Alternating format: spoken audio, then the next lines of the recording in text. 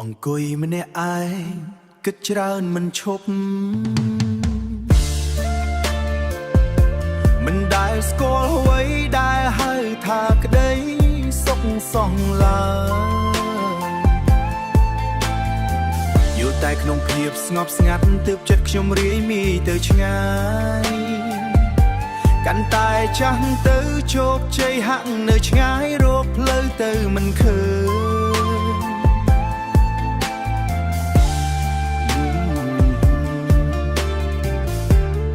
តើពេលណាទើបរកឃើញផ្លូវត្រូវដើម្បីកុំឲ្យគេមើលងាយខ្ញុំតើក្នុងโลกនេះមានអ្នកណាដូចខ្ញុំខ្លាំងទេនេះជាសំឡេងនេះជាភ្លេងខ្ញុំឮដល់មេឃឮដល់ផ្កាយខ្លុយខ្មែរបន្លឺសំនៀងយំក្នុងរាត្រីដ៏ត្រជាក់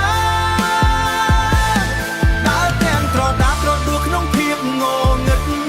ចង់ប្រាប់ពិភពលោកពីការឈឺចាប់តាមរយៈសំនៀងសោកសៅរបស់ខ្ញុំលោកគ្រប់គ្នាថាក្មេងពេកហើយតែក្នុងចិត្តមានតែភាពត្រជាក់ឃើញតែផ្លូវវែងឆ្ងាយគ្មានទីបញ្ចប់ច្រៀងរៀបរាប់ពីវាសនាខ្លួនឯងអ្នកដឹងទេ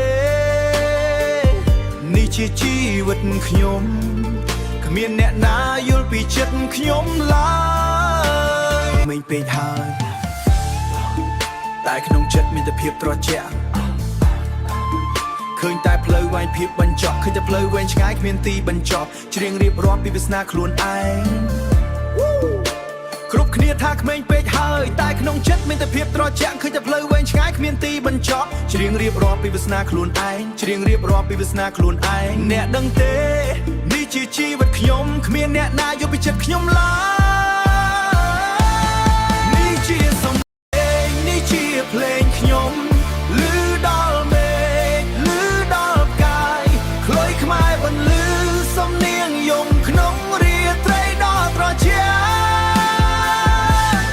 ដើរទាំងត្រដាបត្រដួលក្នុងភាពងងឹត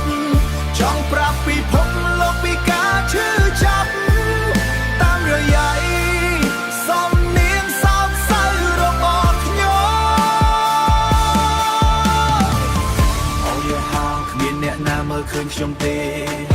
ក្នុងโลกនេះខ្ញុំនៅម្នាក់ឯងមានតែការភ័យខ្លាចក្នុងចិត្តអងសងងឹមហើយនេះជាសំឡេងនេះជាភ្លេងខ្ញុំ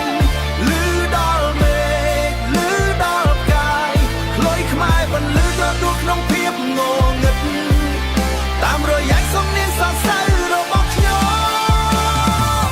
ខ្លុយខ្មែរសំឡេងខ្មែរសំនៀងយំគ្មានថ្ងៃឈប់